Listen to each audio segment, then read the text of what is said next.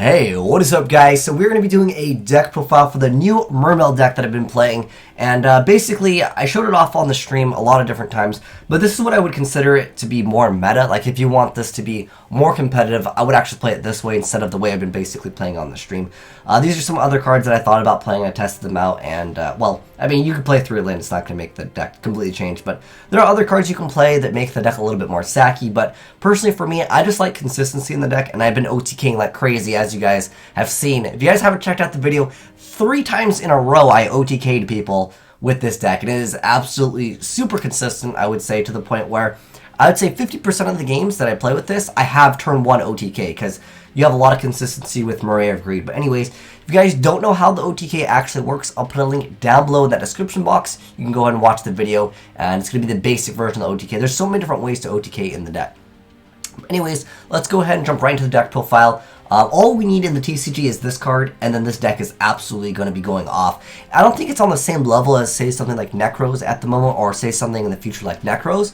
But if you're a player that maybe already picked up Mermails, or you already had them from a long time ago, it's still a decent deck. Like I said, I don't think it's on the same level as Necros, simply because there's a lot more consistency that Necros have, and they can prevent you from OTKing them, but that's where we talk about these other cards. But anyways, let's go ahead and jump right into it. If you're just here to net deck, I'll put a YDK file down below in the description box. You can go ahead and download. But anyways, so first off, we have 3 Gores. The reason why I like 3 Gores in here is because I don't like to, first off, I don't like to reveal what I'm playing, because if they know what you're playing, they're just going to try to prevent from getting OTK'd, because some decks still only throw up like 1 or 2 spell and trap per turn. They don't want to throw up everything because, you know, Excite Tonight can be a thing, or, you know, other decks can just make cards like Black Rose. So, I do like having the ability to prevent myself from getting OTK'd, and this also is a level 7 monster, which really opens up the door to some of the best cards in the game, as far as in the extra deck, especially in this deck.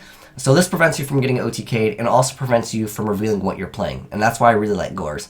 Also, like I said, it's level 7, and it helps you extend your combos. Sometimes if one play doesn't go through, you can still win because you have Gores, you have Megalo, you happen to have these, you can Big Eye and do a lot more other stuff.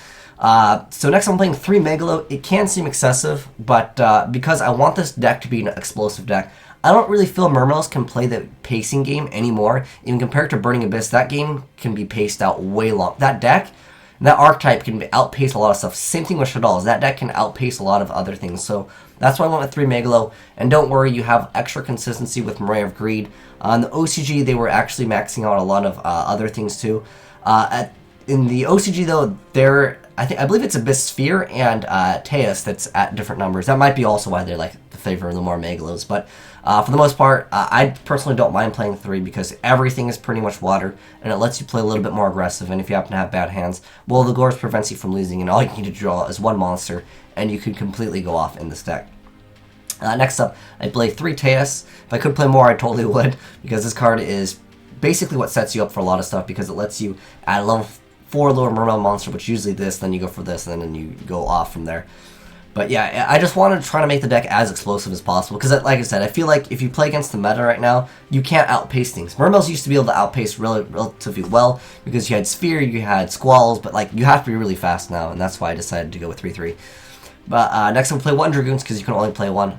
I wanted this card to go to like 2 or maybe 3, because, you know, if this is the only card we're getting, it's kind of like lackluster when you compare it to like Ignites and stuff, but it's still, like I said, it's a decent deck. Next up we're playing 2 Pike. I really like the number of 2 Pike. Some people like to do Turge, maybe 1 Pike, 1 Turge. I just want 2 level 4 monsters, because I can bring one out, and then with like Sphere, it just helps me to access the rank 4 sometimes to make a game. Also with the effective Gun, it's kind of nice. And also you can search out Gun. And this is your primary targets anyways.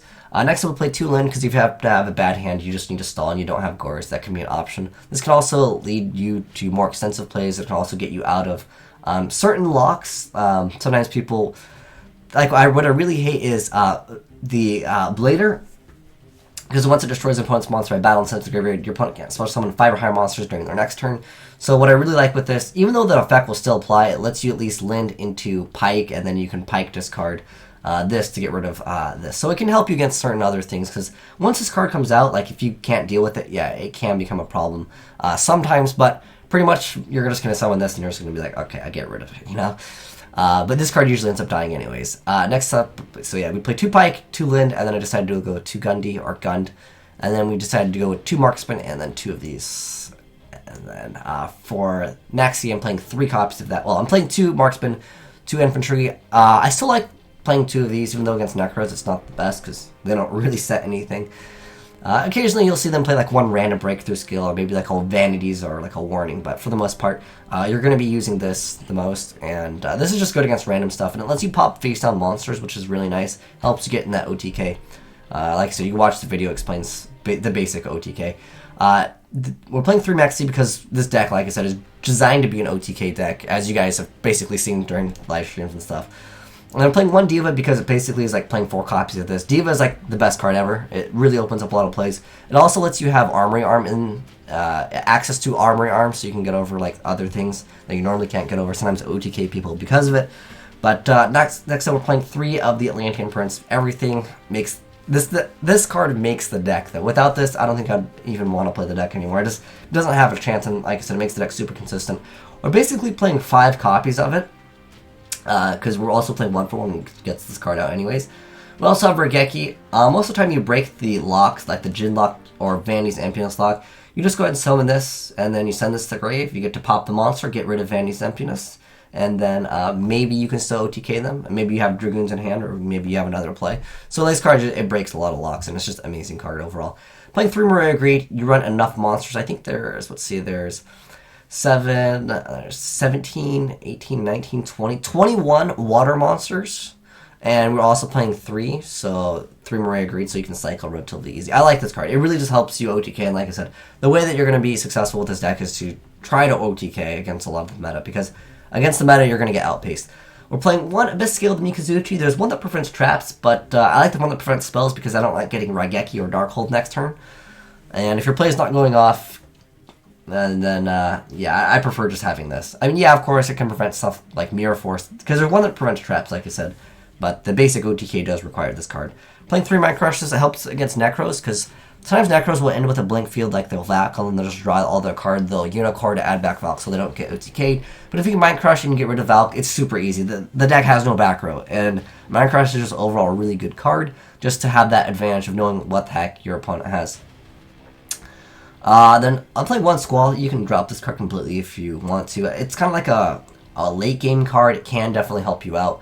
And then 3 Sphere just makes your hands super consistent. It helps you just set up to potentially OTK too. Like if you don't happen to have this, you can still play Mermails like you used to. Because I'm playing such a high monster count. Like I remember when people were playing 0, they're like, Megalo's the best, let's play 3. And then everyone's like, okay, 1 Megalo. And then it went back to 2. And then everyone's like, okay, back to 3. So, I mean, there's builds that have 1 and been successful with 1 Megalo, there's 2 Megalo, and there's 3. So, I mean, there's people that have been topping with all the builds. You can mess around with a lot of the numbers. I feel like this is a card that can potentially be dropped also. I was playing Glacia, but because we don't have title, I don't have Graveyard Manipulation. There's also a good card called Aqua Spirit, which could also...